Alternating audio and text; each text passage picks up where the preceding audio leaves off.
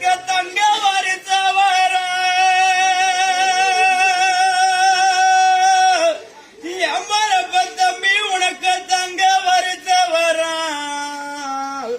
என் கூட பிறந்த தம்பி உனக்கு தாய்